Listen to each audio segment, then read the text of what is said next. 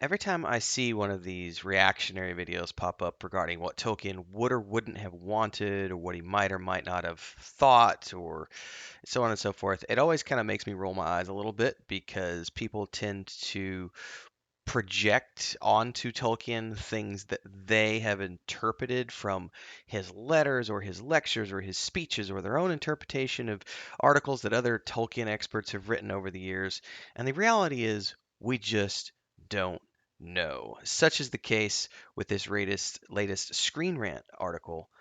Talking about how the Lord of the Rings plan is Tolkien's nightmare, and specifically, they are discussing the new plan for the franchise from Warner Brothers, which was announced a week or two back. I did an announcement here, a video on it.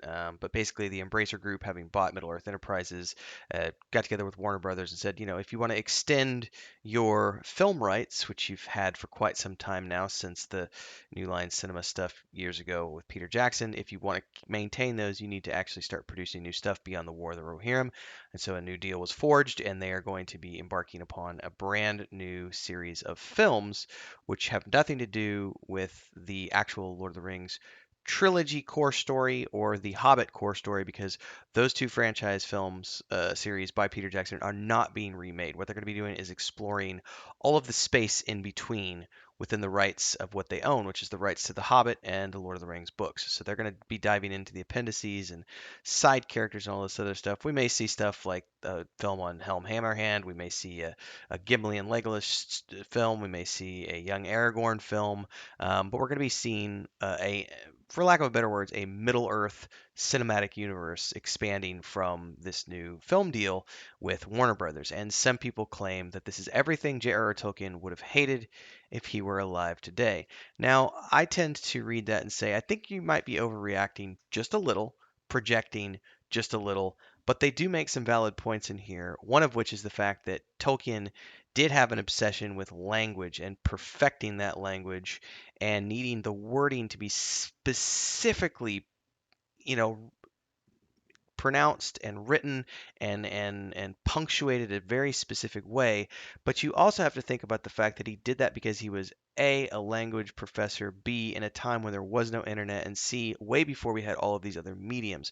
So a lot of the viewpoints that Tolkien expressed during his prime, when he was an elderly gentleman and becoming famous for Lord of the Rings, I honestly question whether or not those viewpoints would be held by an individual who grew up in the modern era, because when you look at it compared to our current standards, it makes Tolkien seem an extreme Luddite in terms of being terrified of any sort of adaptation beyond the literary, because that's the only thing he knew. And at the time that he wrote The Lord of the Rings, the literary profession was like, that was it. Like, you didn't have television and streaming and video games and mobile phones and all of these things that have come around in the times since then. So I think that if you look at who Tolkien was based upon all of the understanding of the above, then probably yes, the Tolkien that existed then would probably be terrified of what is happening in terms of taking a literary franchise or a literary property, I should say, and turning it into a franchise. That's something that can be daunting to anyone. But I think if you're a modern author, I'm going to point at Brandon Sanderson for this one, because Brandon Sanderson has very much grown up in the current era and is a Tolkien-esque figure in comparison. Being an author who is very well respected for creating these fantasy epics, but also someone who is dialed in to social media in a way that a lot of other authors aren't. And he's been out there in the public eye talking a lot about how, last year in particular, I think it was when his big Kickstarter happened, and it was, I don't know how many tens of millions of dollars for those books that he wrote during the pandemic. And he did a public series of videos talking about this was the year that Hollywood came knocking. And he talked about how one of the benefits of being in his position is that he didn't need the money that all of these places, these film production companies were offering him, because he's already wealthy because of the success he's had as an author. So it was very interesting for him to be able to sit back and be able to say, well, I have all the negotiation here. I have all the power in the negotiation. I don't need your money. So if we're going to be doing adaptations of my works, then I get to pick the adaptations that we're doing, and I'm going to be involved in those adaptations, whether it's as a screenwriter, creative director, hands-on person. And you can see him, he is involved in everything that has spun out around his franchises in a way that I would say is second only to perhaps Stephen King. Stephen King is one of those authors who has done an exceptional job of maintaining his creative control over all of the adaptations that have come out around his works during his lifetime. And that's something we don't see with Tolkien because Tolkien is dead and gone and has been gone since the 70s. So there's a part of my brain that looks at an article like this where they write this sort of reactionary piece on how, oh, Tolkien would hate everything that's happening with his Middle Earth today because it's his worst nightmare. And I would argue that that's probably true if we're looking at the Tolkien who existed growing up in the early 20th century and having no knowledge or clue of what was to come. But if he were a modern author, I would imagine he would be someone like Brandon Sanderson, or even maybe looking at Raymond Feist, who is an older gentleman who's in his, I think, 80s now, and he's very much actively involved in adaptations of his work. Um, in any case, this is, I mean, it's an interesting article at Screen Rant. I don't really need to go through it all um, because it's the author projecting quite a few things, such as um, how the language, because of his meticulous writing, it says Warner Brothers' plan for Lord of the Rings is most likely not what the author would have wanted. Because, as an example, Jackson's films, beloved as they are, changed many elements of Tolkien's original trilogy, from omitting characters and changing their personalities to altering dialogue and key plot elements. Tolkien was always very precise with his use of language, as some of the alterations that made his adaptations possible to new fans wouldn't have met with Tolkien's approval. You don't know that they wouldn't have met with his approval. You're projecting. We have actual documented evidence that when radio dramas and things were being worked on, Tolkien himself was happy to pull things out like the Ents and various battle elements that didn't they weren't going to be adaptable into a different format. So you can't say that Tolkien wouldn't have met that those things wouldn't have met with his approval because he did prove in his lifetime that when he was adapting, he was being involved in adapting things to radio dramas and beyond, that he was there willingly cutting things out that didn't necessarily fit the medium that the adaptation was portraying it for. So again, there's a lot of projection going on in this article, but it is an interesting conversation point. Um, Noted here, they mentioned that Christopher Tolkien notoriously hated Peter Jackson's films and maintained that they emphasize action and warfare over character development of story. And I think that even Christopher Tolkien, to some degree, maybe had forgotten that a lot of what his father had written was all about warfare. Like if you read the some of the chapters, I mean, we're doing this in our Mondays in Middle Earth read-throughs, especially when we were in the Two Towers. That entire sequence leading up to Helm's Deep is all about warfare. The Battle of Pelennor Fields. These are huge battle sequences of men in the trenches and dealing with death and loss and all the things that come with war. And there's all the dialogue with Faramir talking about how he doesn't want to fight, but he appreciates what the sword can do for the defense of the things he loves. Like just a lot of powerful wartime components and warfare in the Lord of the Rings, whether or not Christopher Tolkien wanted to admit it, and that's a side discussion. Um, the writer of this article goes on to say why Lord of the Rings shouldn't be like Star Wars, and I'm just going to disagree 100% here.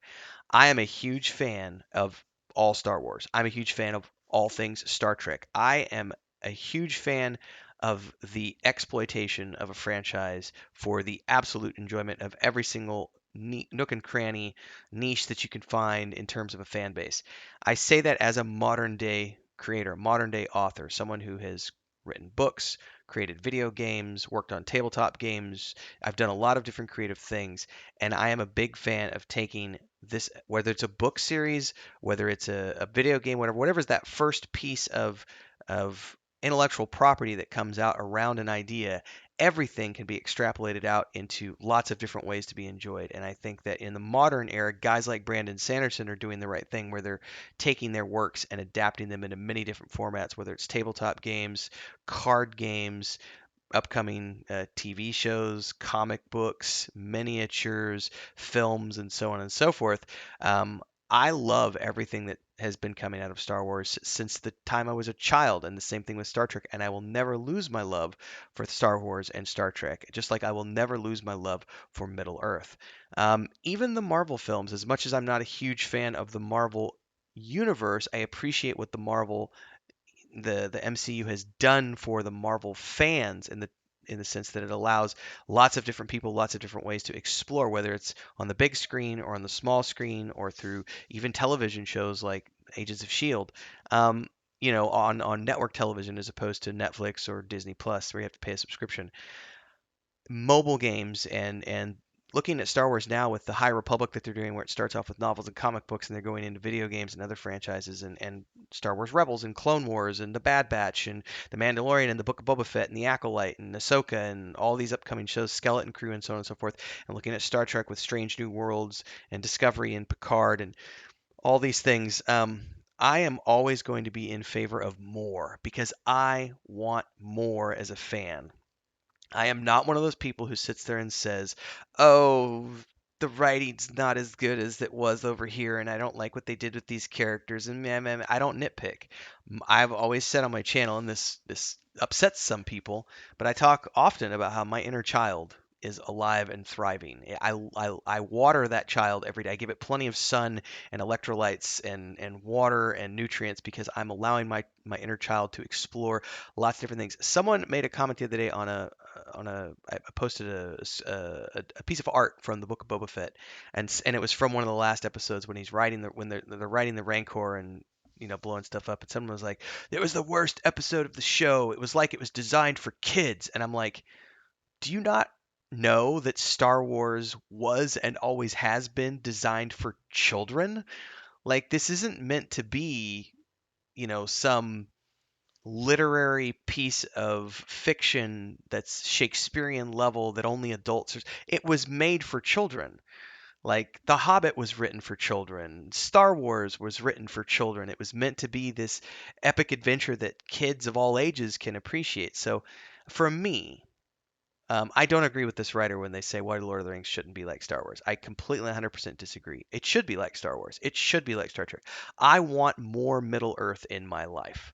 So I'm a big fan of the rights being shared around and us getting more Middle Earth because for me, even if the adaptation is something that I'm not 100% in favor of, like Rings of Power, which I critiqued a lot here on my channel, um, even when it's something that I don't appreciate 100%, that I don't agree with 100%, I'm still going to enjoy it because at the end of the day, it allows me to immerse myself in the world of Middle Earth or the world of Star Wars or the world of Star Trek, even if I don't agree with what they're doing with characters and the writing and so on and so forth. All Star Wars is good Star Wars. It's just that some Star Wars is better than other Star Wars. And the same holds for Star Trek and Middle Earth and so on and so forth.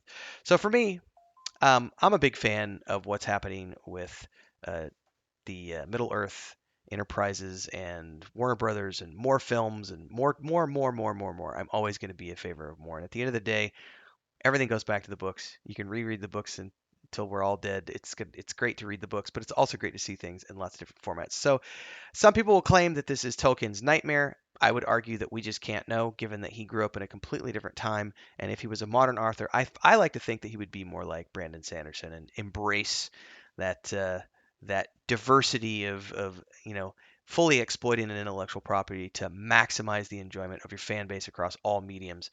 I'm a big fan of it. Food for thought. Like, subscribe, hit that bell icon if you liked what you heard here today, and support if you can. I get to stay on the air doing this full time because of the support of all of our amazing community members. You can start with memberships here on YouTube. There's 3 different tiers starting at $3 a month and going up.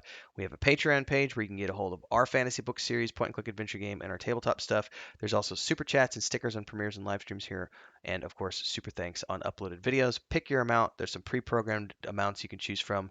Thanks, everybody. Till next time, stay safe and happy reading or watching or playing whatever medium you choose to consume Middle Earth in.